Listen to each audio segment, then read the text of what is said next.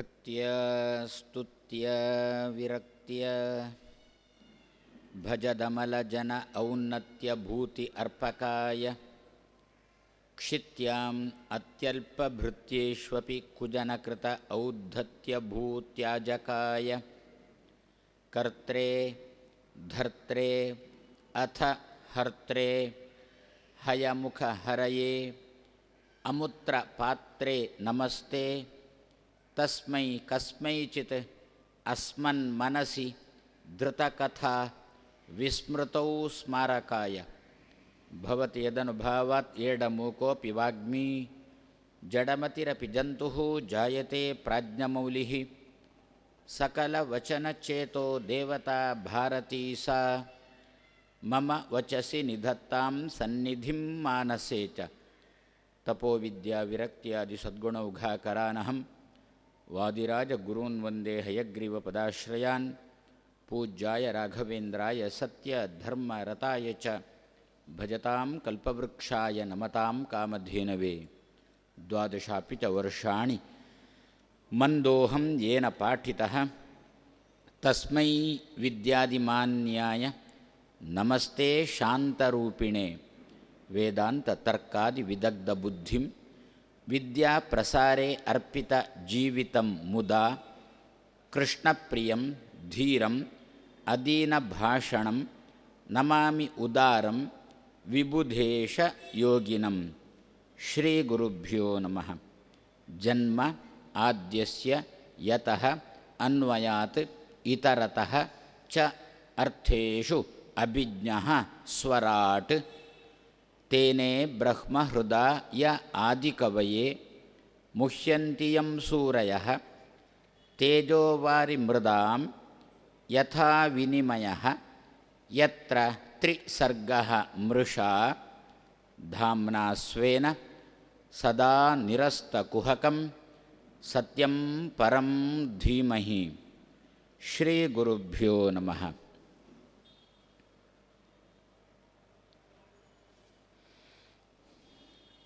ರಾಯಚೂರಿನ ದೇಶಪಾಂಡೆ ದಂಪತಿಗಳು ಹಾಗೂ ಮೂಲತಃ ಮದ್ರಾಸಿನವರಾಗಿ ಬೆಂಗಳೂರಲ್ಲಿ ಸದ್ಯ ನೆಲೆಸಿರುವ ನಮಗೆ ತುಂಬ ಅಭಿಮಾನಿಗಳಾದ ರಾಘವೇಂದ್ರ ದಂಪತಿಗಳದ್ದು ನಾಳೆಯಿಂದ ಕೃಷ್ಣನಿಗೆ 7 ದಿವಸಗಳ ಕಾಲ ಉತ್ಸವ ನಡೆಯಲಿಕ್ಕಿದೆ.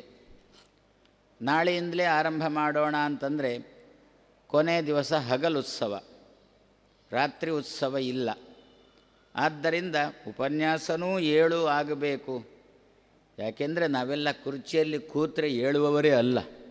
ಆದ್ದರಿಂದ ಉಪನ್ಯಾಸನೂ ಕೂಡ 7 ದಿವಸ ನಡೆದ್ರೆ ಸ್ವಲ್ಪ ಆದರೂ ಕುರ್ಚಿ ಬಿಡಲಿಕ್ಕೆ ಮನಸ್ಸಾದೀತೋ ಏನೋ ಎನ್ನುವ ಧಾಟಿಯಲ್ಲಿ ಇವತ್ತಿನಿಂದ ಉಪನ್ಯಾಸ ಆರಂಭ. ಆ ಉತ್ಸವದ 6ನೇ ದಿವಸಕ್ಕೆ ಉಪನ್ಯಾಸ ಕೊನೆ. ಹಾಗೆ ತುಂಬ ಕಾಳಜಿಯಲ್ಲಿ ಮಾಡಿಸ್ತಾರೆ ಅಂತ ಇದರಿಂದಲೇ ಗೊತ್ತಾಗುತ್ತೆ. ಹಾಗೆ ಒಂದು 7 ದಿವಸ ನಾವು ನೀವು ಸೇರಿಕೊಂಡು ಏನೋ ಆವಾಗ ಎಂದೋ ಕೆಲವು ದಿವಸಗಳ ಹಿಂದೆ ಕುಂತಿಯನ್ನು ಕೃಷ್ಣನ ಹಿಂದೆ ಕಳಿಸಿ ನಾವು ನಮ್ಮ ಮನೆಗೆ ಹಿಂದೆ ಬಂದಿದ್ದೆವು.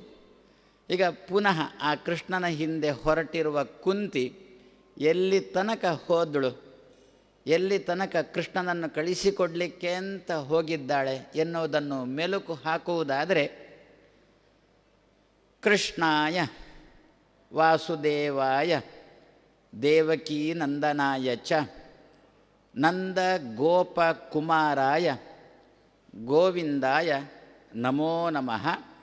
ನಮಃ ಪಂಕಜನಾಭಾಯ ನಮಃ ಪಂಕಜಮಾಲಿನೇ ನಮಃ ಪಂಕಜನೇತ್ರಾಯ ನಮಃ ತೇ ಪಂಕಜಾಂಘ್ರಯೇ ಅಂತ ಕುಂತಿ ತಾನು ಕೃಷ್ಣನನ್ನು ಹೊಗಳ್ತಾ ಇದ್ದಾಳೆ, ಪ್ರಾರ್ಥಿಸ್ತಾ ಇದ್ದಾಳೆ. ಕೃಷ್ಣಾಯ ವಾಸುದೇವಾಯ ಇದರ ಬಗ್ಗೆ ನೋಡಿದ್ದೆವು. ಕೃಷ್ಣಾಯ ವಾಸುದೇವಾಯ, ವಾಸುದೇವಾಯ ಎಲ್ಲವನ್ನೂ ಮರೆಮಾಚಿ ದೇವಾಯ ಬೆಳಗತಕ್ಕಂತಹ ವ್ಯಕ್ತಿಯೇ ನೀನು ಅಂತ ಅವನನ್ನು ಹೊಗಳ್ತಾ ಇದ್ದಾಳೆ. ಏನು ಸಮಸ್ಯೆಗಳಿದ್ದರೂ ಕೂಡ ಅದನ್ನೆಲ್ಲ ಮರೆಮಾಚಿ ಸ್ವಲ್ಪ ನಮ್ಮ ಮುಖದಲ್ಲಿ ನಗುವನ್ನು ಬರಿಸುವ ಮೂಲಕ ನಮ್ಮನ್ನು ಬೆಳಗಿಸುವವನೇ ಹೇ ವಾಸುದೇವ.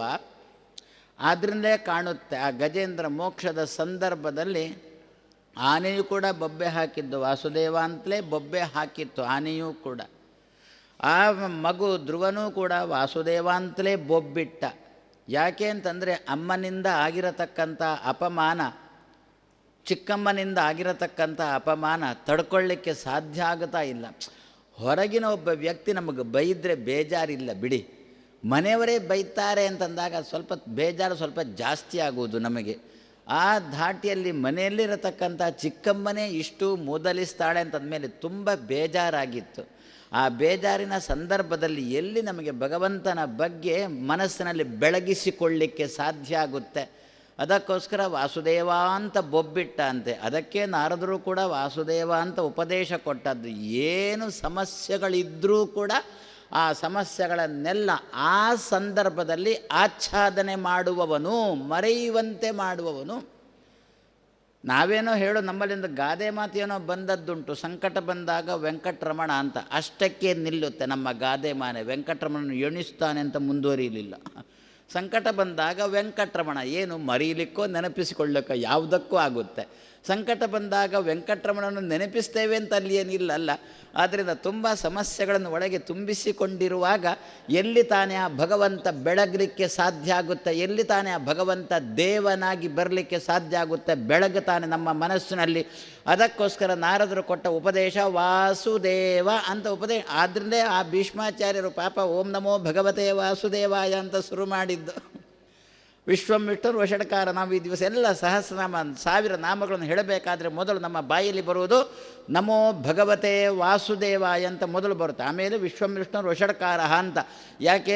ಭೀಷ್ಮಾಚಾರ್ಯ ಕೂಡ ಚುಚ್ಚುತ್ತಾ ಉಂಟು, ಬಾಣಗಳು ಮೇಲಿಂದ ಕೆಳಗಿನಿಂದ ಚುಚ್ಚುತ್ತಾ ಉಂಟು. ಬದುಕಿರುವಾಗ 8 ದಿಕ್ಕುಗಳಿಂದ ಚುಚ್ಚುತ್ತಾ ಇತ್ತು. ಈಗ ಮಲಗಿದಾಗ ಮೇಲೆ ಕಡೆದು ಚುಚ್ಚಲಿಕ್ಕೆ ಶುರುವಾಯಿತು. ಆ ಬದುಕಿರುವಾಗ ಅವರು ಹೋರಾಟ ಮಾಡ್ತಾ ಇರುವಾಗ ಮೇಲಿನಿಂದ ಕೆಳಗಿನಿಂದ ಬಾಣಗಳೆಲ್ಲ ಬರ್ತಿರಲಿಲ್ಲ. ಮತ್ತು 8 ದಿಕ್ಕುಗಳಿಂದ ಬಾಣಗಳು ಬರ್ತಾ ಇತ್ತು. ಸುತ್ತ ಬಾಣಗಳಿಂದ ಚುಚ್ಚಿಸಿಕೊಂಡಿರತಕ್ಕಂಥ ವ್ಯಕ್ತಿ ಭೀಷ್ಮ ಈಗ ಮೇಲೆ ಮತ್ತು ಕೆಳಗಿನಿಂದ ಬಾಣಗಳಿಂದ ಚುಚ್ಚಿಸಿಕೊಂಡು ಆರಾಮವಾಗಿ ಮಲಗಿದ್ದಾರೆ. ಆರಾಮೋ ವಿರಾಮೋ ಏನೋ ಅಂತೂ ಒಂದು ರೀತಿಯಲ್ಲಿ ಭೀಷ್ಮಾಚಾರ್ಯರು ತಾನು ಮಲಗಿದ್ದಾರೆ. ಆದರೆ ಇಂತಹ ಭೀಷ್ಮಾಚಾರ್ಯರ ಬಾಯಲ್ಲಿ ಆ ನೋವುಗಳನ್ನೆಲ್ಲ ತಿಂದುಕೊಂಡು ಭಗವಂತನ 1000 ನಾಮಗಳು ಬರಬೇಕು ಅಂತಾದರೆ ಏನಾಗಬೇಕು? ಮೊದಲು ನೋವುಗಳೆಲ್ಲ ಮರೀಬೇಕು. ಅದಕ್ಕೋಸ್ಕರ ವಾಸುದೇವ ಅಂತಂದರು.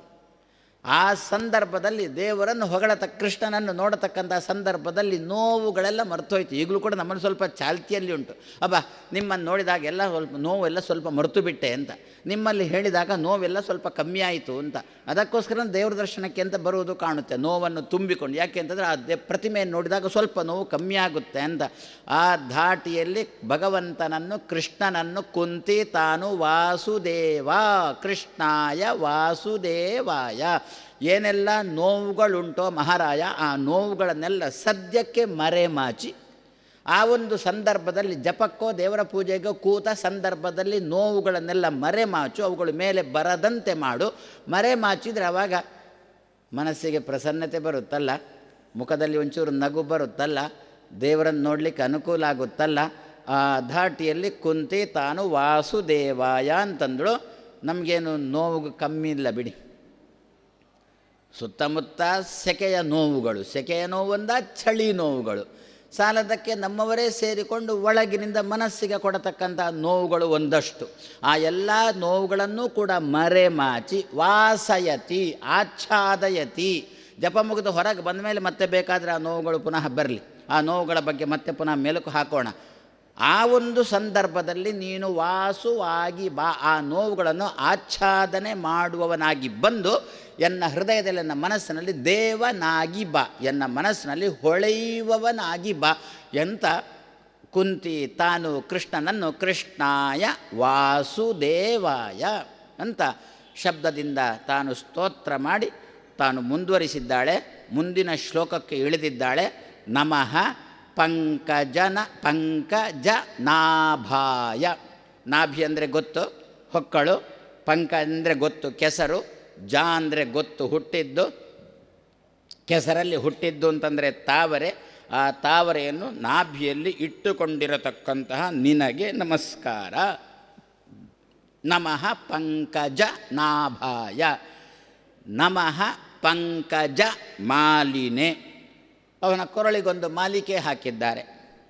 ಯಾರು ಹಾಕಿದ್ದು ಅಂತಂದರೆ ಆ ಸ್ವಯಂವರ ಕಾಲದಲ್ಲಿ ಲಕ್ಷ್ಮಿ ಹಾಕಿದ್ದು. ಸಮುದ್ರ ಮಥನ ಆದಮೇಲೆ ಸ್ವಯಂವರ ಆಯ್ತಲ್ಲ, ಆವಾಗ ಲಕ್ಷ್ಮಿ ಹಾಕಿದ್ದು. ಆ ಕೃಷ್ಣನಿಗೊಂದು ರುಕ್ಮಿಣಿ ಜೊತೆ ಸ್ವಯಂವರ ಆಯ್ತಲ್ಲ, ಆವಾಗ ರುಕ್ಮಿಣಿ ಹಾಕಿದ್ದು. ಅದಕ್ಕಿಂತ ಮೊದಲು ರಾಮಚಂದ್ರನಿಗೊಂದು ಸ್ವಯಂವರ ಆಯ್ತಲ್ಲ, ಆ ಸಂದರ್ಭದಲ್ಲಿ ಸೀತೆ ಹಾಕಿದ್ದು. ಎಂಥ ಮಾಲಿಕೆ ಅದು! ಎಂದೆಂದೂ ಬಾಡಾದ ಅರವಿಂದ ಮಾಲೆಯ ಅಂದರು ವಾದಿರಾಜ ಶ್ರೀಪಾದರು. ಎಂದೂ ಬಾಡುವುದಿಲ್ಲ ಅಂದಂಥವನು ಈಗ ಸಿಗುತ್ತೆ. ಎಂದೆಂದೂ ಬಾಡದ ಪುಷ್ಪಗಳು ಈಗಲೂ ಸಿಗುತ್ತವೆ. ಎಂದೆಂದೂ ಮಾಸದ ನಗು ಕೂಡ ನಮ್ಮ ಮುಖದಲ್ಲಿ ಈಗ ಸಿಗುತ್ತೆ. 24 ಗಂಟೆ ಬೇಕಾದರೂ ನಗುತ್ತಾನೆ, ಮಾತ್ರ 1 ಗಂಟೆ ನಗುವಿಂದಕ್ಕೆ ಇಷ್ಟು ಅಂತ ಕೊಡಬೇಕು ಅವನಿಗೆ. ಈ ಮೊದಲು ಒಬ್ಬ, ಈಗ ಇಲ್ಲ, ಮಾತ್ರ ತುಂಬ ಹಾಡುವವ. ಪೂನಾದಲ್ಲಿ ಇದ್ದ ಜೋಶಿ ಅಂತ ಗೊತ್ತು ತಾನೆ ನಮಗೆಲ್ಲ. ಭಾರಿ ಅವನ ಕೈಗೊಂದು ಹಾಡು ಕೊಟ್ಟರೆ, ಒಂದು ಭಾಗ್ಯದ ಲಕ್ಷ್ಮೀ ಬಾರಮ್ಮ ಅಂತ ಅವನ ಕೈಲೊಂದು ಹಾಡು ಕೊಟ್ಟರೆ ಅವಳು ಬರುವ ತನಕ ಹಾಡ್ತಾನೆ ಇರ್ತಾನೆ ಒಂದೇ ಹಾಡನ್ನು. ಆ ರೀತಿ ಹಾಡುವವ. ಆದರೆ ಇಲ್ಲೇ ಒಂದು ಸಂದರ್ಭದಲ್ಲಿ ಇದೇ ವೇದಿಕೆಯಲ್ಲಿ ಹಾಡಿದ್ದ, ಪ್ರಾಯಶಃ 84ರದ್ದೇ ಶ್ರೀಗಳವರದ್ದೇ ಪರ್ಯಾಯ ಕಾಣುತ್ತೆ. ಯಾಕೆಂದರೆ ಅವರು ಪರ್ಯಾಯದಲ್ಲಿ ಬಾರದವ್ರಲ್ಲಿ ಎಲ್ಲ ಬರ್ತಾರೆ. ಎಂಥವನು ಬಂದರೂ ಕೂಡ ಬಾ ಅಂತಾರೆ. ಅವ ಇಲ್ಲಿ ಏನು ಮಾಡ್ತಾನೆ ಬಿಡ್ತಾನೆ ಅದನ್ನು ಶ್ರೀಗಳವರದಲ್ಲಿ ಗಮನಿಸಿದ್ರು. ಬರ್ತೇನೆ ಅಂತಂದಾಗ ಬಾ ಅಂತಾರೆ. ಮಾತ್ರ ಅವ ಒಳ್ಳೆಯ, ತುಂಬ ನಮಗೆಲ್ಲ ಗೊತ್ತು, ಅವನದು ಪ್ರಸಿದ್ಧಿ ಗೊತ್ತು. ಇಲ್ಲೇ ಇದೇ ವೇದಿಕೆಯಲ್ಲಿ ಹಾಡಲಿಕ್ಕೆ ಕೂತಿದ್ದ. ನಮಗೆ ಆ ಹಾಡುವವನನ್ನು ನೋಡುವುದಕ್ಕಿಂತಲೂ ಅವನ ಎದುರಿಗೊಬ್ಬ ಕೆಳಗೆ ಕೂತಿದ್ದ. ಇವನೊಂದು 3-4 ಗಂಟೆ ಇವ ಹಾಡುವವ. ಆ 3-4 ಗಂಟೆಯೂ ಕೂಡ 32 ಹಲ್ಲುಗಳನ್ನು ಬಿಟ್ಟು ಎದುರಿಗೊಬ್ಬ ನಗುತ್ತಾ ಕೂತಿದ್ದ. ಅದು ಇವನಿಗೆ ಪ್ರೋತ್ಸಾಹ ಕೊಡುವುದಂತೆ. ನಾವು ಕೇಳಿದೆವು, ಯಾಕಪ್ಪ ನಗುತ್ತಿ ಅಂತ. ಇಲ್ಲಂದರೆ ನಾವೆಲ್ಲ ಎದುರಿಗೆ ಕೂತವ್ರು ಇರ್ತೇವೆ, ಅಲ್ಲಿ ಒಮ್ಮೆ ಹಾಗೆ ಮಾಡ್ತೇವೆ, ಒಮ್ಮೆ ಹೀಗೆ ಮಾಡ್ತೇವೆ, ಕೆಲವರು ಎದ್ಕೊಂಡು ಹೋಗ್ತಾರೆ ಬರ್ತಾರೆ, ಏನೇ ಅಧ್ವಾನ ಇರುತ್ತೆ ಸಭೆ. ಅಂತಹ ಸಭೆ ನೋಡಿಕೊಂಡು ಹಾಡಲಿಕ್ಕೆ ಅವರಿಗೆ ಉತ್ಸಾಹನೂ ಬರೋಲ್ಲ ಅನ್ಸ. ಅದಕ್ಕೆ ಎದುರಿಗೆ ಒಬ್ಬ ಕೂತುಕೊಂಡು ಅವ ಎಷ್ಟು ಹೊತ್ತು ಹಾಡ್ತಾ ಅಷ್ಟೂ ಹೊತ್ತು ನಗುತ್ತಾ, ಅಂದರೆ ಅವನಿಗೆ ಪ್ರೋತ್ಸಾಹ ಕೊಡುವ ಧಾಟಿಯಲ್ಲಿ ಕೂತಿದ್ದ. ಹೀಗೆ ಇದೆಲ್ಲ ನಮ್ಮಲ್ಲಿ ಅದು ಒಂದು ರೀತಿಯಲ್ಲಿ ಕೃತಕ, ಆದರೆ ಇವನಿಗೊಂದು ಏನೋ ಅದರಲ್ಲಿ ಉತ್ಸಾಹ ತುಂಬಿದಂತೆ ಆಗುತ್ತಿತ್ತು. ಹಾಗೆ ನಮ್ಮಲ್ಲೀಗ ಎಂದೆಂದೂ ಬಾಡಾದ ಪುಷ್ಪಗಳು ಸಿಗುತ್ತವೆ, ಎಂದೆಂದೂ ಮಾಸಾದ ನಗುಗಳು ಸಿಗುತ್ತವೆ. ಆದರೆ ಇದು ಎಂಥದ್ದು ಅಂತಂದುಬಿಟ್ರೆ, ಸಹಜವಾಗಿರತಕ್ಕಂತಹ ತಾವರೆಗಳು ಎಂದೆಂದೂ ಬಾಡದ್ದು, ಸೀತೆ ಕೈಯಲ್ಲಿದ್ದದ್ದು, ರುಕ್ಮಿಣಿ ಕೈಯಲ್ಲಿದ್ದದ್ದು. ಆದ್ದರಿಂದಲೇ ಅವರಿಬ್ಬರ ಮುಖಗಳು ಪರಸ್ಪರ ಒಂದಾದಾಗ ಎಂದೆಂದೂ ಬಾಡಿಲ್ಲ. ಯಾವಾಗಲೂ ಕೂಡ ಅರಳಿಕೊಂಡಿದ್ದಂತಹ ಮುಖಗಳೇ ಅವರಲ್ಲಿದ್ದವು. ಇಂತಹ ಪಂಕಜ ಮಾಲಿನೇ, ಇಂತಹ ಕಮಲಗಳಿಂದ ಮಾಡಿರತಕ್ಕಂತಹ ಮಾಲಿಕೆಯನ್ನು ಕೊರಳಲ್ಲಿ ಹಾಕಿಕೊಂಡವನೇ ನಮಃ ಪಂಕಜ ಮಾಲಿನೇ. ಪಂಕಜ ಅಂದರೆ ತಾವರೆ, ಅದರಿಂದ ಮಾಲಿನೇ ಅಂತಂದರೆ ಶೋಭಿಸುವ ಅಂತ ಅರ್ಥ. ತಾವರೆಯಿಂದ ಶೋಭಿಸುವ ಅಂತಂದುಬಿಟ್ರೆ ತಾವರೆಯ ಮಾಲಿಕೆಯನ್ನು ಕುತ್ತಿಗೆಯಲ್ಲಿ ಹಾಕಿಸಿಕೊಂಡು ತಾನು ಶೋಭಿಸುವ ಅಂತ ಅರ್ಥ. ನಮ್ಮ ಪಂಕಜ ಮಾಲಿನೇ. ನಮಃ ಪಂಕಜ ನೇತ್ರಾಯ. ನೇತ್ರ ಅಂದರೆ ಕಣ್ಣು. ಕಮಲದಂತಿರತಕ್ಕಂತಹ ಕಣ್ಣು, ಕಮಲದ ದಳದಂತೆ ಇರತಕ್ಕಂತಹ ಕಣ್ಣು. ಪಂಕಜ ಕೆಸರಲ್ಲಿ ಹುಟ್ಟಿರತಕ್ಕಂಥ ಕಮಲದ ದಳದಂತೆ ಇರತಕ್ಕಂತಹ ಕಣ್ಣಿನವನೇ ನಮಃ ಪಂಕಜ ನೇತ್ರಾಯ. ನಮಃ ತೇ ಪಂಕಜ ಅಂಘ್ರಯೇ. ತಾವರೆಯಂತೆ ಪಾದದಿಂದ ಕೂಡಿರತಕ್ಕಂತಹ ಕೃಷ್ಣ ನಿನಗೆ ನಮಃ ನಮಃ ನಮಃ ನಮಃ ಅಂತ ಕುಂತಿ 4 ಶಬ್ದಗಳ ಒಟ್ಟಿಗೆ 4 ನಮಸ್ಕಾರವನ್ನು ಭಗವಂತನಿಗೆ ತಾನು ಸೇರಿಸಿ ಹೇಳ್ತಾ ಇದ್ದಾಳೆ. ಏನು ಮೊದಲನೇದ್ದೇನು? ನಮಃ ಪಂಕಜ ನಾಭಾಯ. ನಾಭಿಯಲ್ಲಿ ಕಮಲವನ್ನು ಇಟ್ಟುಕೊಂಡವನೇ. ಕಮಲ ಶಬ್ದದ ಅರ್ಥ ಗೊತ್ತು. ಕಮಲ ಎನ್ನುವುದಕ್ಕೆ ಲಕ್ಷ್ಮಿ ಅಂತಲೂ, ಕಮಲ ಶಬ್ದದಿಂದ ಲಕ್ಷ್ಮಿಯನ್ನೂ ಕರೀತೇವೆ ನಾವು.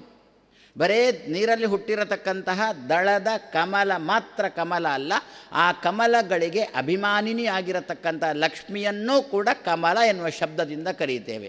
ವಾದಿರಾಜ ಶ್ರೀಪಾದರು ಕೊಲ್ಲಾಪುರಕ್ಕೆ ಹೋದರು. ಅಲ್ಲಿ ಕೊಲ್ಲಾಪುರದಲ್ಲಿ ಲಕ್ಷ್ಮಿಯನ್ನು ನೋಡಿದರು. ಅಬ್ಬಾ ಏನೋ ಬಂದು ಇಲ್ಲಿ ಕೂತದ್ದು ಅಂತ ಕೇಳಿದರು. ಅವಳು ಗೊತ್ತಾಗೋದಿಲ್ವ ನಿನಗೆ ಅಂತ ವಾದಿರಾಜರ ಹತ್ರನೇ ಕೇಳಿದಳು. ವಾದಿರಾಜರಂದು ಗೊತ್ತಾಯಿತು, ಆದರೂ ನಿನ್ನ ಬಾಯಿಂದ ಕೇಳೋಣ ಅಂಥೇಳಿ ನಾನು ನಿನ್ನ ಹತ್ರ ಕೇಳಿದ್ದು ಅಂತ. ಆದರೆ ಯಾಕೆ ಕೂತದ್ದು ಹೇಳು ನೋಡುವ ಅಂತ ಲಕ್ಷ್ಮಿ ಕೇಳಿದಳಂತೆ. ಅದಕ್ಕೆ ವಾದಿರಾಜರಂದರು, ಅಮಾನ ವನಜಸ್ಥಾನ ರಮಾ ಕೊಲ್ಲಾಪುರ ಕ್ಷೇತ್ರೇ ವಸತೀತಿ ಕಿಮದ್ಭುತಂ ತಂದರು. ಭಾರೀ ಕೊಳಗಳಿತ್ತಂತೆ ಅಲ್ಲಿ ಒಂದು ಸಂದರ್ಭದಲ್ಲಿ. ಎಲ್ಲ ಕೊಳಗಳಲ್ಲಿಯೂ ಕೂಡ ನೀರು ತುಂಬಿತ್ತು. ಅಷ್ಟೂ ಕೊಳಗಳಲ್ಲಿ ಕಮಲಗಳು ತುಂಬಿತ್ತಂತೆ. ಅಮಾನ ವನಜಸ್ಥಾನ ಸರಸಿ ಕುಲ ಸಂಕುಲೆ. ಸರಸಿ ಕುಲ, ಸರಸಿ ಅಂದರೆ ಸರೋವರಗಳು, ಕುಲ ಅಂದರೆ ಗುಂಪು. ಇಂಥವುಗಳಿಂದ ಕೂಡಿರತಕ್ಕಂಥ ಕ್ಷೇತ್ರದಲ್ಲಿ ನೀನು ಇದ್ದಿಂತ ಅನ್ನೋದು ಆಶ್ಚರ್ಯ ಅಲ್ಲ ಅಂದರು ವಾದಿರಾಜ ಶ್ರೀಪಾದರು. ಆದ್ದರಿಂದ ಹಾಗಾದರೆ ಎಲ್ಲಿ ಕಮಲನೋ ಅಲ್ಲಿ ಕಮಲ, ಎಲ್ಲಿ ಪದ್ಮನೋ ಅಲ್ಲಿ ಪದ್ಮ. ಲಕ್ಷ್ಮಿಗೆ ಪದ್ಮ ಅಂತಲೇ ಹೆಸರುಂಟು, ಕಮಲ ಅಂತಲೇ ಹೆಸರುಂಟು. ಸರಿ, ನಾವೀಗ ಪಂಕಜ ಅಂತಂದುಬಿಟ್ರೆ ಕಮಲ ನಮ್ಗೆ ಗೊತ್ತು. ಭಗವಂತನ ನಾಭಿಯಿಂದ ಕಮಲ ಹೊರಟಿದ, ಆ ಕಮಲದಲ್ಲಿ ಚತುರ್ಮುಖ ಹುಟ್ಟಿದ ಅನ್ನತಕ್ಕಂಥದ್ದು ಗೊತ್ತು. ಇವರಂತಾರೆ ಈಗ ಕುಂತಿ ಅಂತ ಇದ್ದಾಳೆ ನಾಭಿಯಲ್ಲೇ ಕಮಲ ಇರುವವ ಅಂತಂದರು. ನಾವು ಚತುರ್ಮುಖ ಹುಟ್ಟಿರತಕ್ಕಂಥ ಕಮಲವನ್ನು ನೋಡುವ ಕ್ರಮ ಹೇಗಿರುತ್ತೆ ಹೇಳಿ? ನಾಭಿಯಿಂದ ದಂಟು ಹೊರಟಿದೆ, ನಾಭಿಗೆ ಸಂಬಂಧ ದಂಟಿನದ್ದು, ಕಮಲ ತುದಿಯಲ್ಲಿದೆ, ಅಲ್ಲಿ ಚತುರ್ಮುಖ ಕೂತಿರ್ತಾನೆ. ಇದು ಇವರೇ ಕುಂತಿಯನ್ನು ಪ್ರಾರ್ಥನೆ ಮಾಡ್ತಾಳೆ, ನಮಃ ಪಂಕಜ ನಾಭಾಯ. ಪಂಕಜ ಕಮಲವನ್ನೇ ನಾಭಿಯಲ್ಲಿ ಇಟ್ಟುಕೊಂಡವ ಅಂತ. ಹಾಗೆ ದಂಟು ಬೇಡ ಅಂತಂದರು. ದಂಟು ಇಲ್ಲದೆ ಬರೇ ಕಮಲವನ್ನು ನಾಭಿಯಲ್ಲಿ ಇಟ್ಟುಕೊಂಡವ ಅಂತಲೇ ಚಿಂತನೆ ಮಾಡೋಣ ಭಗವಂತನನ್ನು. ನಮ್ಮಲ್ಲಿ ನಾಭಿ ಅಂಥೇಳಿ, ಹೊಕ್ಕಳಿಗೆ ನಾಭಿ ಅಂತ ಹೇಳ್ತೇವಲ್ಲ, ಅಷ್ಟಕ್ಕೆ ನಿಲ್ಲಿಸುವುದಿಲ್ಲ ನಾವು ನೀವು. ಮತ್ತು ಏನು ಮಾತಾಡಿದ್ರೂ ಕೂಡ ನಾಭಿಯಿಂದ ಬರಬೇಕು ಅಂತೆ. ಎಲ್ಲ ಕಂಠದ ಮೇಲಿಂದಲೇ ನಗು, ಕಂಠದ ಮೇಲಿನಿಂದಲೇ ಮಾತು. ಎದುರು ಸಿಕ್ಕುವಾಗ ಕಂಠದ ಮೇಲಿನ ನಕ್ಕೆವು, ಕಂಠದ ಮೇಲಿನಿಂದ ನಾಲ್ಕು ಮಾತಾಡಿದೆ, ಹಿಂದೆ ಬೇಡ ಅದೇ ಕಂಠದಿಂದ ಬೈತೆ. ಎಲ್ಲಿಂದ ನಿಜವಾಗಿ ಬರುವುದಾದರೆ ಎಲ್ಲಿಂದ ಬರಬೇಕು? ನಾಭಿಯಿಂದ ಬರಬೇಕು. ಪ್ರಣವ ಓಂಕಾರ ಉಚ್ಚಾರಣೆ ಎಲ್ಲ ಉಂಟು. ಆ ಓಂಕಾರ ನಿಜವಾದ ಉಚ್ಚಾರಣೆಯ ಕ್ರಮ ಹೀಗೆಲ್ಲ ಕಂಠದ ಮೇಲಿಂದ ಹೇಳ್ತೇವೆ ಬಿಡಿ, ಎಲ್ಲರೂ ಹೇಳ್ತಾರೆ ಓಂಕಾರ. ನಿಜವಾಗಿ ಓಂಕಾರದ ಉಚ್ಚಾರಣೆ ಎಲ್ಲಿಂದ ಬರಬೇಕು ಅಂತಂದರೆ ನಾಭಿಯಿಂದ ಬರಬೇಕು ಅಂತಾರೆ. ಹಾಗಾದರೆ ಅಂತಹ ನಾಭಿಯಲ್ಲೇ, ಯಾವ ನಾಭಿಯಿಂದ ಹೊರಟಿರತಕ್ಕಂಥ ಧ್ವನಿಗೆ ತುಂಬ ತೂಕ ಇರುತ್ತೋ ಅಂತಹ ನಾಭಿಯಲ್ಲಿ ಈ ದಿವಸ ಭಗವಂತ ತಾನು ಕಮಲವನ್ನೇ ಇಟ್ಟುಕೊಂಡಿದ್ದಾನೆ. ಕಮಲ ಅಂತಂದರೆ ಪುಷ್ಪ, ಕಮಲ ಅಂತಂದರೆ ಪುಷ್ಪದ ಅಭಿಮಾನಿನಿಯಾಗಿರತಕ್ಕಂಥ ಲಕ್ಷ್ಮಿ, ಕಮಲ ಅಂತ ಪದ್ಮ, ಕಮಲ ಅಂತಂದುಬಿಟ್ರೆ ಪಂಕಜ ಅಂತಂದುಬಿಟ್ರೆ ಲಕ್ಷ್ಮಿಯಿಂದ ಅಭಿಮನ್ಯಮಾನವಾಗಿರತಕ್ಕಂಥ ಅಷ್ಟೂ ಮಾತುಗಳು.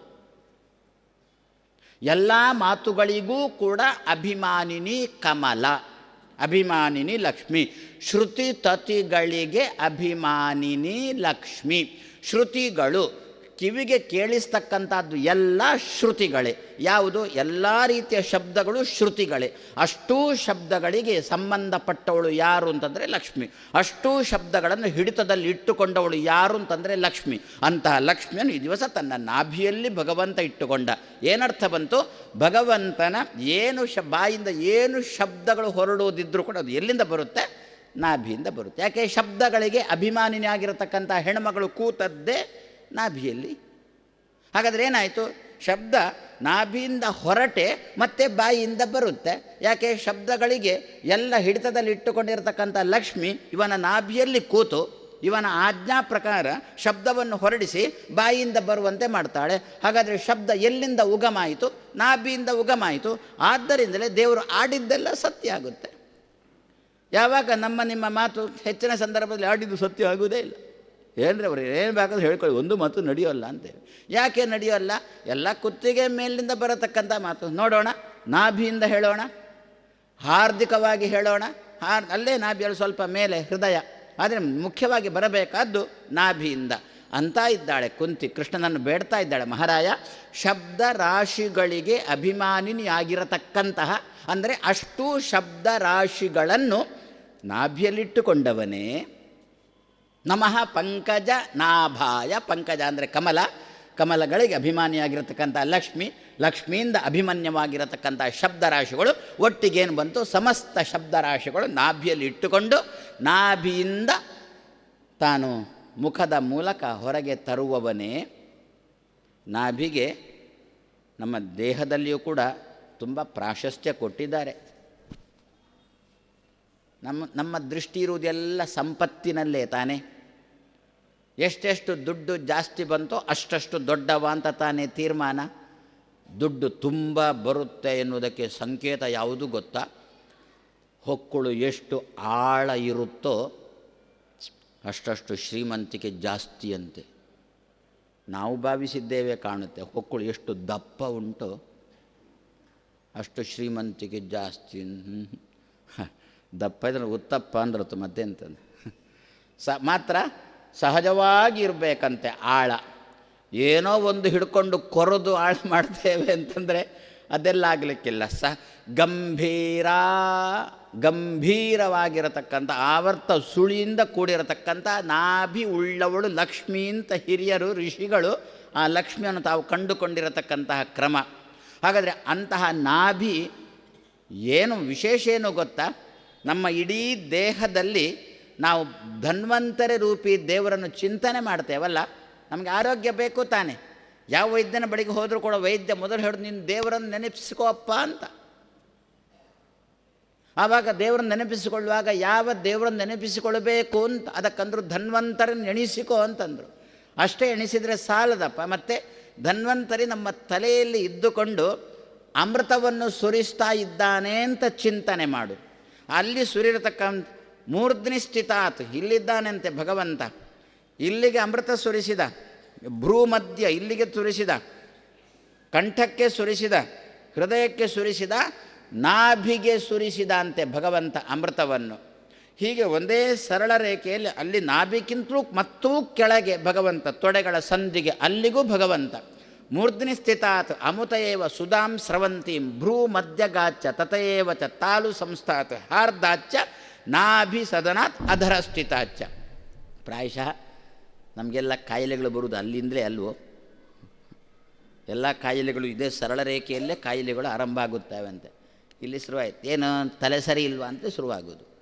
ಏನೋ 4 ಅಡ್ಡ ಮಾತಾಡಿದ, ಏನೋ 4 ಪೆದಂಬು ಮಾತಾಡಿದ, ಆವಾಗ ಶುರು ಮಾಡೋದೆಲ್ಲಿ ಏನೋ ತಲೆ ಕೆಟ್ಟು ಹೋಗಿದ. ಹಾಗಾದರೆ ಇಲ್ಲಿ ಶುರುವಾಯ್ತಾ ನಮ್ಮ ಕಾಯಿಲೆಗಳು?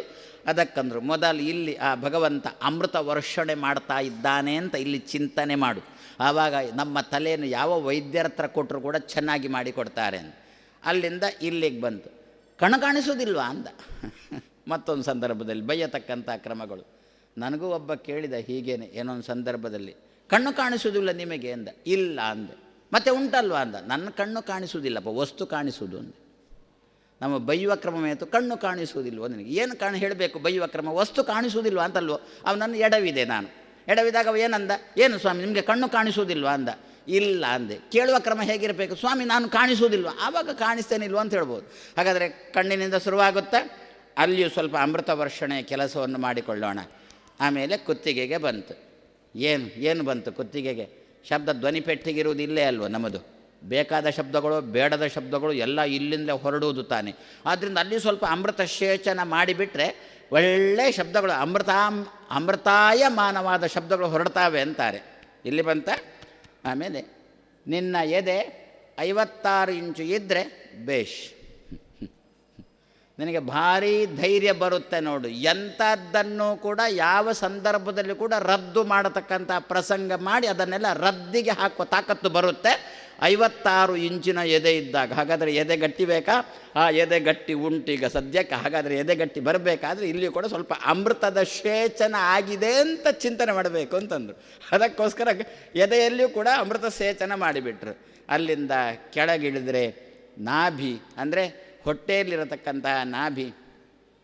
ನಿತ್ಯ ನಾವು ರಾಘವೇಂದ್ರ ಸ್ವಾಮಿಗಳ ಹತ್ರ ಬೇಡುವುದುಂಟು. ಏನು ಅಂತ? ತಸ್ಯ ಕುಕ್ಷಿಗತಾಃ ದೋಷಾಃ ಸರ್ವೇ ನಶ್ಯಂತಿ ತಕ್ಷಣಾತ್. ಯಾರು ಪ್ರತಿ ದಿವಸ ರಾಘವೇಂದ್ರ ಸ್ವಾಮಿಗಳನ್ನು ಚಿಂತನೆ ಮಾಡ್ತಾರೋ ಅವರಿಗೆ ಹೊಟ್ಟೆಯಲ್ಲಿರತಕ್ಕಂಥ ಎಲ್ಲ ಕಾಯಿಲೆಗಳು ಪರಿಹಾರ. ತಸ್ಯ ಕುಕ್ಷಿಗತಾಃ ದೋಷಾಃ ಸರ್ವೇ ನಶ್ಯಂತಿ. ಕುಕ್ಷಿ ಅಂದರೆ ಹೊಟ್ಟೆ. ಹೊಟ್ಟೆಯಲ್ಲಿರತಕ್ಕಂಥ ಎಲ್ಲ ದೋಷಗಳು ನಾಶ ಆಗಿ ಹೋಗ್ತವೆ ರಾಘವೇಂದ್ರ ಸ್ವಾಮಿಗಳನ್ನು ಪ್ರತಿ ದಿವಸ ಚಿಂತನೆ ಮಾಡಿದಾಗ ಅಂಥೇಳಿ. ಆ ಹೊಟ್ಟೆಯಲ್ಲೇ ನಾಭಿ ಇರುವುದಲ್ವ? ಹೊಟ್ಟೆಯಲ್ಲಿ ಏನು ದೋಷಗಳು? ಹೊಸ ಹೊಸ ದೋಷಗಳೆಲ್ಲ ಉಂಟಲ್ಲ. ಏನೋ ಅದು ಇದು ಅಂತ ಕರುಳಿನಲ್ಲಿ ಗಾಯ ಆಗುವುದು, ಅದು ಇದು ಅಂತ ಏನೇನೇನೇನೋ ಉಂಟು. ಆದರೆ ಎಲ್ಲಕ್ಕಿಂತ ದೊಡ್ಡ ದೋಷ ಯಾವುದು ಗೊತ್ತಾ? ಆ ಹೊಟ್ಟೆಯಲ್ಲಿ ಒಂದು ಕಿಚ್ಚು ಇರುತ್ತಲ್ಲ, ಹೊಟ್ಟೆಯಲ್ಲಿ ಒಂದು ಬೆಂಕಿ ಇರುತ್ತಲ್ಲ. ನಮಗೆ ಹೊಟ್ಟೆಗೆ ಹಾಕಿರತಕ್ಕಂಥ ಹವಿಸ್ಸನ್ನು ಜೀರ್ಣ ಮಾಡಲಿಕ್ಕೆ ಬೇಕು, ಹೊಟ್ಟೆಯಲ್ಲಿ ಕಿಚ್ಚು ಬೇಕು, ಹೊಟ್ಟೆಯಲ್ಲಿ ಬೆಂಕಿ ಬೇಕು. ಆ ಬೆಂಕಿ ಚೆನ್ನಾಗಿದ್ದರೆ ನಮ್ಮ ಹೊಟ್ಟೆಗೆ ನಾವು ಹಾಕಿರತಕ್ಕಂಥ ಹವಿಸ್ಸನ್ನು ಚೆನ್ನಾಗಿ ಸುಡುತ್ತೆ, ರಕ್ತವನ್ನಾಗಿ ಮಾಡುತ್ತೆ, ದೇಹದ ಎಲ್ಲ ಕಡೆಗೂ ಆರೋಗ್ಯವನ್ನು ಕೊಡುತ್ತೆ. ಆದರೆ ಕೆಲವರ ಹೊಟ್ಟೆಯಲ್ಲಿ ಕಿಚ್ಚಿರುತ್ತಲ್ಲ, ಅದು ಇನ್ನೊಬ್ಬರನ್ನು ಸುಡುತ್ತೆ. ಅದು ಇನ್ನೊಬ್ಬರಿಗೂ ಕೂಡ ಮಾರ್ಗ. ಅಷ್ಟೇ ಅಲ್ಲ, ಇನ್ನೊಬ್ಬರನ್ನು ಸುಡುವುದು ಮಾತ್ರ ಅಲ್ಲ, ಈಗ ಹೊಟ್ಟೆಗೆ ಹಾಕಿರತಕ್ಕಂಥ ಹವಿಸ್ಸನ್ನು ಆಹಾರವನ್ನು ಸುಡಲಿಕ್ಕೆ ಬೇಕು ಕಿಚ್ಚು. ಆದರೆ ಇವರ ಹೊಟ್ಟೆಯಲ್ಲಿರತಕ್ಕಂಥ ಕಿಚ್ಚು ಏನಾಗುತ್ತೆ ಅಂತಂದರೆ ಇವರನ್ನೂ ಸುಡುತ್ತೆ ಎಷ್ಟೋ ಸಂದರ್ಭದಲ್ಲಿ. ಆ ರಾಘವೇಂದ್ರ ಸ್ವಾಮಿಗಳ ಹತ್ರ ಪ್ರತಿ ದಿವಸ ಬೇಡೋದು. ಯಾರಾದರೂ ನಾವೇನಾದರೂ ಒಂದು ಒಳ್ಳೆಯ ಕೆಲಸ ಮಾಡಲಿಕ್ಕೆ ಹೋದಾಗ ಹೊಟ್ಟೆ ಕಿಚ್ಚು ಪಡತಕ್ಕಂಥ ಹಂದಿಗಳಿದ್ದಾರಲ್ಲ, ಅವರ ಬಗ್ಗೆ ನಾವು ರಾಯರಲ್ಲಿ ಬೇಡೋದು. ಮಹಾರಾಯ ತಸ್ಯ ಕುಕ್ಷಿಗತಾಹ ದೋಷಾಹ ಸರ್ವೇ ನಶ್ಯಂತೆ ತಕ್ಷಣ. ಅದು ಏನು ನನ್ನ ಬಗ್ಗೆ ಸ್ವಲ್ಪ ಹೊಟ್ಟೆ ಕಿಚ್ಚು ಪಡ್ತಾನಪ್ಪ, ಆ ಕಿಚ್ಚಿಗೆ ಸ್ವಲ್ಪ ತಣ್ಣೀರು ಹಾಕು ಅಂತ. ತಸ್ಯ ಕುಕ್ಷಿಗತಾಹ ದೋಷಾಹ. ಹಾಗಾದರೆ ಭಗವಂತ ಆ ನಾಭಿಯಲ್ಲಿ ಈ ಅಮೃತವನ್ನು ವರ್ಷಣೆ ಮಾಡುವ ಮೂಲಕ ನಿಮ್ಮ ಹೊಟ್ಟೆಯಲ್ಲಿ ಸೇರಿಕೊಂಡಿರತಕ್ಕಂತಹ ದೋಷಗಳು ಏನುಂಟು ಆ ದೋಷಗಳನ್ನೆಲ್ಲ ತೆಗಿತಾನೆ, ನಮಗೆ ಆರೋಗ್ಯವನ್ನು ಕೊಡ್ತಾನೆ. ಅಲ್ಲಿಂದಲೂ ಕೆಳಗೆ ಇಳಿದ್ರೆ ಅಲ್ಲಿ ಮತ್ತೆ ಶುರುವಾದದ್ದು. ವ್ಯಕ್ತಿಗೆ ಯಾವಾಗ ತನ್ನ ಜೀವನದಲ್ಲಿ ದೇಹದಲ್ಲಿರತಕ್ಕಂಥ ಕಶ್ಮಲಗಳನ್ನು ಹೊರ ಹಾಕತಕ್ಕಂತಹ 2 ಇಂದ್ರಿಯಗಳುಂಟಲ್ಲ, ಆ ಇಂದ್ರಿಯಗಳು ಚೆನ್ನಾಗಿ ಕೆಲಸ ಮಾಡಿತು ಅಂತಂದರೆ ಪ್ರಾಯಶಃ 3/4 ಆರೋಗ್ಯ ಆಯಿತು ಅಂತಲೇ ಲೆಕ್ಕ ಅವನಿಗೆ. ಹಾಗಾದರೆ ಆಗ ಏನಾಗಬೇಕು? ಅಮೃತ ಎಲ್ಲಿ ಚಿಂತನೆ ಮಾಡಬೇಕು? ಆ ನಾಭಿಯಿಂದ ಕೆಳಗೆ, ಹೊಕ್ಕಳಿನಿಂದ ಪೂರಾ ಕೆಳಗೆ, ಅಲ್ಲಿಯೂ ಕೂಡ ಅಮೃತ ವರ್ಷಣವನ್ನು ಚಿಂತನೆ ಮಾಡು. ನೋಡು ನಿನ್ನ ದೇಹದಲ್ಲಿ ಎಷ್ಟು ಆರೋಗ್ಯ ಆಗುತ್ತೆ ನೋಡು. ಹಾಗಾದರೆ ನಾಭಿಗೆ ಎಂತಹ ಸ್ಥಾನವನ್ನು ಕೊಟ್ಟರು ಹಿರಿಯರು ಅಂತಂದರೆ, ಬೇರೆ ಎಲ್ಲ ಕಡೆ ದೋಷಗಳಿದ್ದರೂ ಕೂಡ ಇವ ಮಾತ್ರ ಹಾಳಾಗುತ್ತಾನೆ. ಆದರೆ ಆ ಹೊಟ್ಟೆಯಲ್ಲಿರತಕ್ಕಂಥ ಕಿಚ್ಚಿನಿಂದಾಗಿ ಪಕ್ಕದವರನ್ನೂ ಹಾಳು ಮಾಡ್ತಾನೆ. ಅದಕ್ಕೋಸ್ಕರ ಅಂತಹ ನಾಭಿಯನ್ನು ಕೂಡ ಏನು ಮಾಡಿದರು, ಈ ದಿವಸ ಅಮೃತದ ಸರೋವರವನ್ನು ಅಂತ ಮಾಡಿದರು. ಅಲ್ಲಿ ಅಮೃತವನ್ನು ಚಿಂತನೆ ಮಾಡಬೇಕು ಅಂಥೇಳಿ ನಮ್ಮ ದೇಹದ ನಾಭಿಗೆ, ಹೊಕ್ಕಳಿಗೆ ಹಿರಿಯರು ಅಷ್ಟು ಮಹತ್ವವನ್ನು ಕೊಟ್ಟಿದ್ದಾರೆ. ಅಂತಹ ಹೊಕ್ಕಳಲ್ಲಿ ಭಗವಾನ್ ಕೃಷ್ಣ, ನೀನು ಕಮಲವನ್ನು ಇಟ್ಟುಕೊಂಡವನು, ಎಲ್ಲ ಶಬ್ದಗಳನ್ನು ಕೂಡ ಹೊಕ್ಕಳಲ್ಲಿ ನಾಭಿಯಲ್ಲಿಟ್ಟುಕೊಂಡು ನಾಭಿಯಿಂದ ತಂದು ಬಾಯಿಯ ಮೂಲಕ ಸಮಾಜಕ್ಕೆ ಕೊಡತಕ್ಕಂಥವ ಕೃಷ್ಣ. ನಮಃ ಪಂಕಜನಾಭಾಯ ಅಂತ ಕುಂತಿ ಕೃಷ್ಣನನ್ನು ಪ್ರಾರ್ಥನೆ ಮಾಡ್ತಾ ಇದ್ದಾಳೆ. ನಮಃ ಪಂಕಜ ನಾಭಾಯ. ನಾಭ ಪಂಕಜ, ಪಂಕಜ ನಾಭಾಯ. ಅದನ್ನೇ ಒಂಚೂರು ಬದಲಿಸೋಣ. ನಮಃ ಪಂಕಜನ ಆಭಾಯ. ಒಂಚೂರು ತಲೆ ಖರ್ಚು ಮಾಡೋಣ. ಅಲ್ಲ, ತಲೆಯಲ್ಲಿ ಕೂಡ ಅಮೃತ ಉಂಟು ಅಂತ ಚಿಂತನೆ ಮಾಡಿ ತಲೆ ಖರ್ಚು ಮಾಡಲಿಕ್ಕೆ ಬರುತ್ತೆ ಬಿಡಿ. ಪಂಕಜನ ಆಭಾಯ. ಪಂಕ ಕೆಸರು, ಜನ ಜನರು. ಕೆಸರಲ್ಲಿ ಮುಳುಗಿರತಕ್ಕಂಥ ಜನರಿಗೆ ಆಶಾ ಕಿರಣನೇ. ಆಭಾ ಅಂದರೆ ಬೆಳಕನ್ನು ತೋರಿಸುವವನೇ. ಆಭಾ ಶಬ್ದಕ್ಕೆ ಬೆಳಕು, ಕಾಂತಿ ಅಂತೆಲ್ಲ ಅರ್ಥ ಇದೆ. ಆಭಾ ಅಂದರೆ ಆಶಾ, ನಿರಾಶರಾಗಬೇಡಿ ಅಂತ ಕುಂತಿ. ಅಂತಹ ವ್ಯಕ್ತಿಗಳನ್ನು, ಒಳ್ಳೆಯ ವ್ಯಕ್ತಿಗಳೇನು ಕೆಸರಲ್ಲಿ ಮುಳುಗಿರ್ತಾರೆ, ಅವರು ನಿರಾಶರಾಗಲಿಕ್ಕೆ ಬಿಡೋಲ್ಲ ನೀನು. ಏನಾದರೂ ಸ್ವಲ್ಪ ಆದರೂ ಎಲ್ಲಿಯಾದರೂ ಒಂದು ಮೂಲೆಯಲ್ಲಿ ಅವರಿಗೆ ಬೆಳಕು ತೋರುವಂತೆ ಮಾಡುವವನು. ಪಂಕದಲ್ಲಿ ಮುಳುಗಿದ ಜನರಿಗೆ ಆಭಾಯ, ಬೆಳಕಿನ ಸ್ಥಾನದಲ್ಲಿ ಇರುವವನೇ. ಕುಂತಿ ಇದನ್ನು ತಾನು ಜೀವನದಲ್ಲಿ ತುಂಬ ಅನುಭವಿಸಿದವಳು. ಆದ್ದರಿಂದ ಈಗ ಅಂತ ಇದ್ದಾಳೆ, ಪಂಕದಲ್ಲಿ ಮುಳುಗಿರತಕ್ಕಂಥ ಜನಗೆ ನೀನು ಆಶಾದಾಯಕನಾಗಿದ್ದದ್ದಕ್ಕೆ ನಾನು ಈ ದಿವಸ ಇಲ್ಲಿಯ ತನಕ ಬೆಳೆದುಕೊಂಡು ಬಂದಿದ್ದೆ. ಎಂತೆಂಥ ಕೆಸರುಗಳು ಬಂದಿತ್ತು ಗೊತ್ತಾ ನನ್ನ ಜೀವನದಲ್ಲಿ. ಆ ಕೆಸರಿನಲ್ಲಿ ಎಷ್ಟೋ ಸಂದರ್ಭದಲ್ಲಿ ಪೂರ್ತಿ ಮುಳುಗತಕ್ಕಂಥ ವಾತಾವರಣನೇ ನಿರ್ಮಾಣ ಆಗಿತ್ತು. ಬಂದು ಆವಾಗ ಒಂದು ಆಶಾ ಕಿರಣನಾಗಿ ಬಂದು ಆ ಕೆಸರನ್ನು ಎತ್ತಿದ್ದೆ. ಆದ್ದರಿಂದ ಕೃಷ್ಣ ಪಂಕಜನ ಆಭಾಯ. ಎಂತೆಂಥ ಕೆಸರುಗಳಿಲ್ಲ.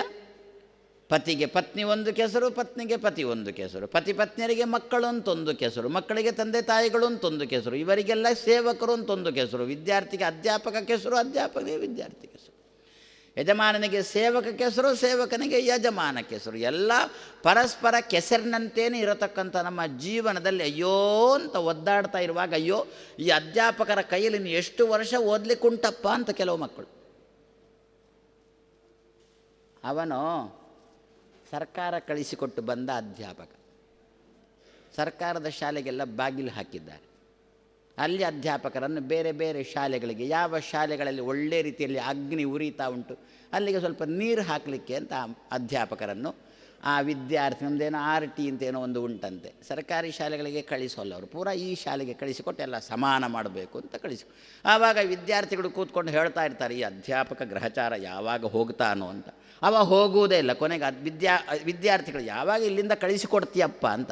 ಹಾಗಾದರೆ ಇಂತಹ ಕೆಸರಿನಲ್ಲಿ ಮುಳುಗಿರತಕ್ಕಂತಹ ಈ ವಿದ್ಯಾರ್ಥಿಗಳಿಗೂ ಅಥವಾ ಅಧ್ಯಾಪಕನಿಗೂ ಆಗ್ಬೋದು. ಪಾಪ ಒಳ್ಳೆ ಅಧ್ಯಾಪಕ ಆ ಶಾಲೆಗೆ ಬಂದಿದ್ದಾನೆ, ವಿದ್ಯಾರ್ಥಿಗಳೆಲ್ಲ ತೂಕಡಿಸುವ ವಿದ್ಯಾರ್ಥಿಗಳೇ ಕೂತಿದ್ದಾರೆ.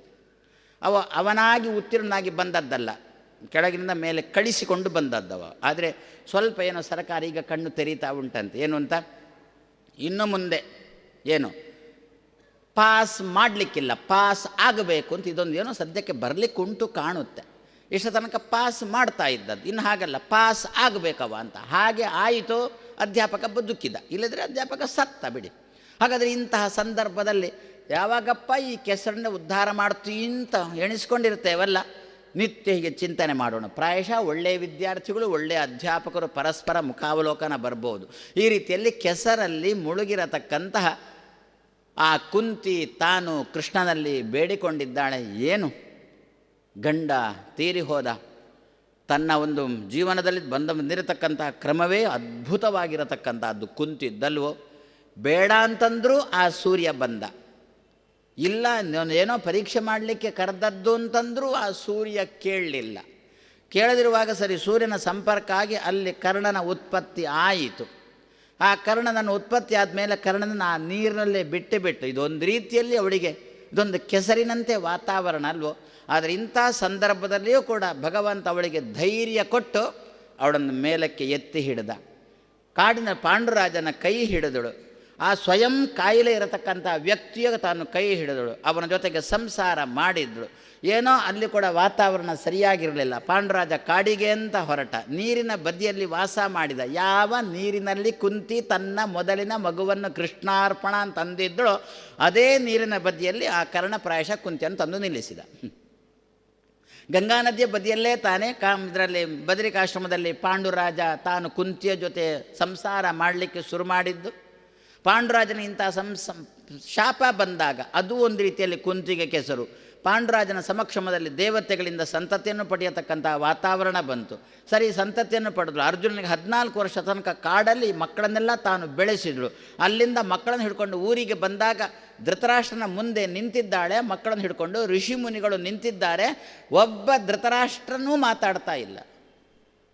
ಅಂದರೆ ತುಂಬ ಜನ ಧೃತರಾಷ್ಟ್ರರಿದ್ರ, ಒಬ್ಬ ಧೃತರಾಷ್ಟ್ರನು ಮಾತಾಡ್ತಿಲ್ಲ. ಹೌದು, ಭೀಷ್ಮರೆಂಬ ಧೃತರಾಷ್ಟ್ರ ಇದ್ದ, ದ್ರೋಣ ಅಶ್ವತ್ಥಾಮ ಕೃಪಾಚಾರ್ಯರೆಂಬ ಧೃತರಾಷ್ಟ್ರರು ಇದ್ದರು, ಈ ಧೃತರಾಷ್ಟ್ರನೂ ಇದ್ದ.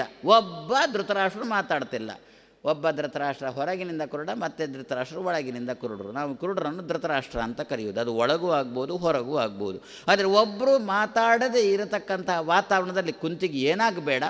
ಅಷ್ಟೊತ್ತಿಗೆ ಶುರು ಮಾಡಿದರು ದುರ್ಯೋಧನಾದಿಗಳು. ಏನೋ ಅದೇ ಹೊಟ್ಟೆ ಕಿಚ್ಚು, ಅಲ್ಲಿ ಕಿಚ್ಚು ಬಂದಿತ್ತು. ಆ ಹೊಟ್ಟೆ ಕಿಚ್ಚಿನಿಂದ ದುರ್ಯೋಧನ ಏನೋ ಮಾತಾಡಲಿಕ್ಕೆ ಆರಂಭ ಮಾಡಿದರು. ಸಹಿಸಿಕೊಳ್ಬೇಕಾಗಿ ಬಂತಲ್ಲ, ಈ ಕೆಸರಿನಲ್ಲಿ ಇರಬೇಕಾಗತಕ್ಕಂಥ ಪ್ರಸಂಗ ಬಂತಲ್ಲ ಕುಂತಿಗೆ. ಆವಾಗ ವೇದವ್ಯಾಸ ರೂಪದಿಂದ ಭಗವಂತ ಬಂದ. ಪಂಕದಲ್ಲಿ ಮುಳುಗಿರತಕ್ಕಂಥ ಕುಂತಿ ಎಂಬ ಜನಕ್ಕೆ ಆಭಾ ಬೆಳಕಿನ ರೂಪದಲ್ಲಿ ವೇದವ್ಯಾಸ ದೇವರು ಬಂದರು. ಪಂಕ ಜನ ಆಭಾಯ, ಕೆಸರಲ್ಲಿ ಮುಳುಗಿರತಕ್ಕಂತಹ ಎನಗೆ ನೀನು ಆಶಾ ಕಿರಣನಾಗಿ ಬಂದವನೇ. ಕೆಸರಲ್ಲಿ ತಾಯಿಯ ಗರ್ಭವೆಂಬ ಕೆಸರಲ್ಲಿ ಮುಳುಗಿ ಅಲ್ಲಿಂದ ಹೊರಗೆ ಬಂದಾಗ ನಮಗೆ ಭಗವಂತ ಆಶಾ ಕಿರಣನಾಗಿ ಬರ್ತಾನೆ. ತಾಯಿಯ ಗರ್ಭದಲ್ಲಿರುವಾಗ ಎಲ್ಲ ನೆನಪಿರುತ್ತಲ್ಲ, ಗರ್ಭದಿಂದ ಹೊರಗೆ ಬಂದ ಕೂಡಲೇ ಪೂರಾ ಮರ್ತೋಯ್ತು. ಆರಂಭದಲ್ಲಿ ಹೇಗಿರ್ತೇವೋ ಕೊನೆ ಅದೇ ಹುಟ್ಟು ಗುಣ, ಏನು ಮರೆಯುವಿಕೆ. ಕೊನೆ ತನಕನೂ ಮರ್ತದ್ದು ದೇವರನ್ನೇ ಮರ್ತದ್ದು. ಹೊಟ್ಟೆಯಲ್ಲಿರುವಾಗ ನೆನಪಿತ್ತು, ಅದರಿಂದಲೇ ಕಾಣುತ್ತೆ. ದಾಸರೊಂದು ಹಾಡಲ್ಲಿ ಹೇಳಿದ್ದುಂಟು, ನಾನಾ ದೇಶಗಳಲ್ಲಿ, ನಾನಾ ಕಾಲಗಳಲ್ಲಿ, ನಾನಾ ಯೋನಿಗಳಲ್ಲಿ ಅಳಿದು ಪುಟ್ಟಿ. ನಿಜವಾಗಿ ಏನಾಗಬೇಕು ಗೊತ್ತಾ? ಪುಟ್ಟಿ ಅಳಿದು ಅಂತ ಆಗಬೇಕಲ್ಲ, ಮೊದಲು ಹುಟ್ಟುವುದು ಆಮೇಲೆ ಸಾಯುವುದಲ್ವೋ. ಆದರೆ ಇಲ್ಲಿ ಏನು ಹೇಳಿದ್ದಾರೆ? ಅಳಿದು ಪುಟ್ಟಿ ಅಂತಂದಿದ್ದಾರೆ. ಏನು ಗೊತ್ತಾ ಅಳಿದು ಪುಟ್ಟಿ ಅಂತ ಹೇಳಿ? ತಾಯಿಯ ಗರ್ಭದಲ್ಲಿ ಇರುವಾಗ ಯಾವ ರೀತಿಯಲ್ಲಿ ಒಂದು ಭಗವಂತನ ಚಿಂತನೆ ಇತ್ತು, ತಾಯಿಯ ಗರ್ಭದಿಂದ ಹೊರಗೆ ಬರಲಿಕ್ಕೆ ಹೆಬ್ಬಾಗಿಲಿಗೆ ಬರ್ತಾನೆ ಅಂತಂದಾಗ ಅಳಿಯಿತು ಅಂತಂದರು. ಭಗವಂತನ ಅಷ್ಟೂ ಚಿಂತನೆಯು ಅಳಿಯಿತು ಆಮೇಲೆ ಪುಟ್ಟಿದ.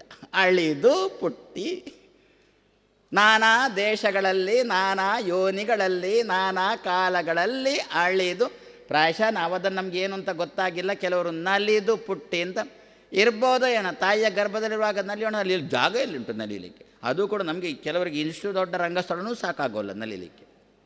ಹಾಗಿರುವಾಗ ತಾಯಿಯ ಗರ್ಭದಲ್ಲಿ ಎಲ್ಲಿ ಅದು ಮುದುಡಿಕೊಂಡು ಕೂತಿರೋ ನಲಿಲಿಕ್ಕೆ ಎಲ್ಲಿ ಜಾಗ ಉಂಟು? ಆದ್ದರಿಂದ ನಲಿದು ಪುಟ್ಟಿ ಎನ್ನುವುದಕ್ಕಿಂತ ಅಳಿದು ಭಗವಂತನ ಚಿಂತನೆಯನ್ನು ಅಳಿಸಿಕೊಂಡು ಪುಟ್ಟಿ. ಹಾಗಾದರೆ ಅಂತಹ ಪ್ರಸಂಗದಲ್ಲಿ ಆ ರೀತಿಯಲ್ಲಿ ಪುಟ್ಟಿದ್ದೇವಲ್ಲೋ, ಮತ್ತು ಅಳಲಿಕ್ಕೆ ಶುರು ಮಾಡಿ ಅಳಿಯಿತು, ಭಗವಂತನ ಸ್ಮರಣೆ ಎಲ್ಲ ಅಳಿಯಿತು, ಆಮೇಲೆ ಅಳ್ಳಿಕ್ಕೆ ಶುರು ಮಾಡಿದೆವು. ಹುಟ್ಟುವಾಗ ಅಳ್ಳಿಕ್ಕೆ ಶುರು ಮಾಡಿದೆವು, ದೊಡ್ಡವರಾದ ಮೇಲೆ ಅಪ್ಪ ಅಮ್ಮನನ್ನು ಅಳಿಸಲಿಕ್ಕೆ ಶುರು ಅಂತೂ ಎಲ್ಲ ಕಡೆ ಕೂಡ ಅಳಿಯೋದು. ಕೊನೆಗೆ ಏನು ಮಾಡಿದೆವು ಅಂತಂದರೆ, ಜೀವನದಲ್ಲಿ ಅವ ಹೇಗಿದ್ದಾನೆ ಅಂತ ಅಳಿಲಿಕ್ಕೆ, ನಾವು ಎಷ್ಟು ಉಳಿದ್ದೇವೆ ಅಂತ ಗೊತ್ತಿಲ್ಲ, ಅವ ಹೇಗಿದ್ದಾನೆ ಅಂತ ಅಳಿಲಿಕ್ಕೆ ಶುರು ಮಾಡಿದೆವು.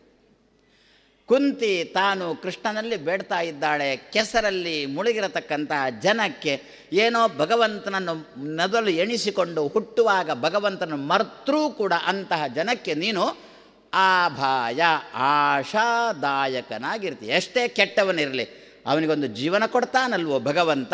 ಆದ್ದರಿಂದ ಪಂಕಜನ ಆಭಾಯ ನಮಃ ಪಂಕಜನ ಆಭಾಯ ಅಂತ ಕುಂತಿ ಪ್ರಾರ್ಥನೆ ಮಾಡ್ತಾ ಇದ್ದಾಳೆ ಕೃಷ್ಣನನ್ನು ಎಂಬಲ್ಲಿಗೆ ಇಂದಿನ ಮಾತನ್ನು ಮುಗಿಸ್ತಾ ನಾಳೆ ಸಾಯಂಕಾಲ ಪುನಃ 5:45, 6 ಮಧ್ಯದಲ್ಲಿ ಸೇರೋಣ.